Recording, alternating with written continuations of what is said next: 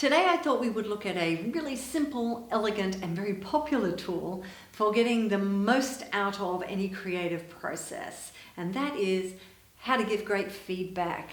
Now, whether you're working in the design thinking space or just trying to collaborate in any other area of business, how you give feedback is an essential skill to develop.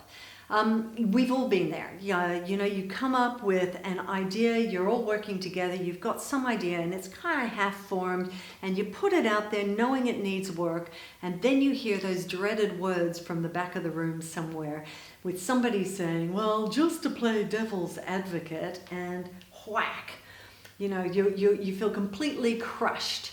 It's like when you're a kid building a sandcastle on the sand, having an absolute blast of a time, and some jerk comes along and they go, the turret's not long enough or tall enough, or the bridge isn't wide enough. And frankly, they might as well just stomp on the entire thing. It is crushing. And sometimes it's not that people are trying to be that way. They're not trying to be jerks. They may be acting from a misguided belief that they are actually adding value by critiquing your work or passing judgment on the idea.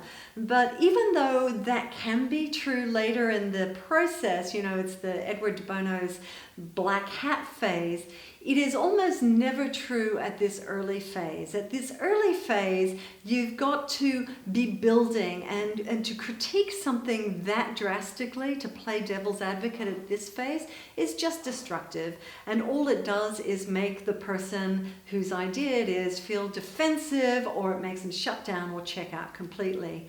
And then we wonder why we can't come up with any great ideas in this organization. So, you've got to get good at this. We've got to get better at this. And the thing is to understand is that if you're giving feedback, your primary responsibility is to help the person or the team build, help them make it better.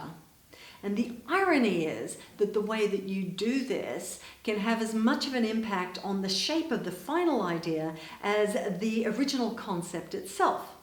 So how do you do it? How do you make this a really integral and healthy part of the creative process? Well, D-School has this really neat model that I use in all the classes and projects that I run.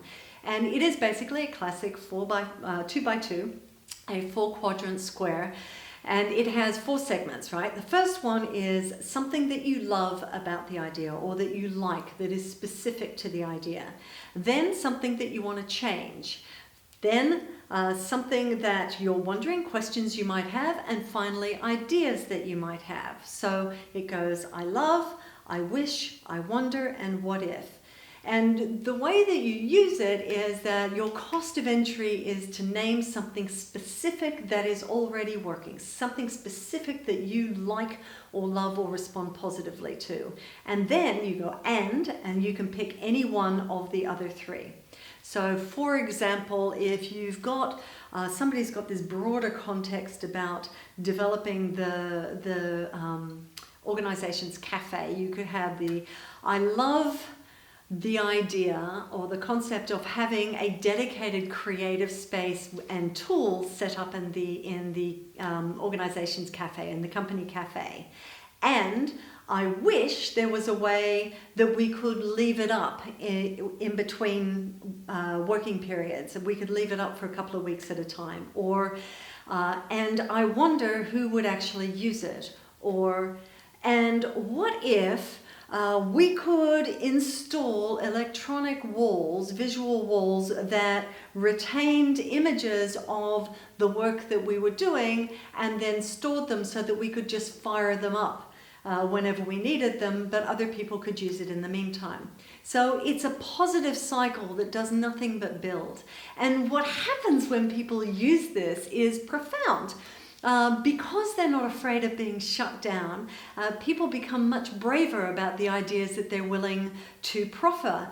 They are much more open to the feedback they're receiving, and they're always surprised by how much better they collaborate, how much better the ideas get, how much more productive they are, how fast they work, and how much fun they have in the process, because it's not competitive. It is everybody mucking in to make it work and work well.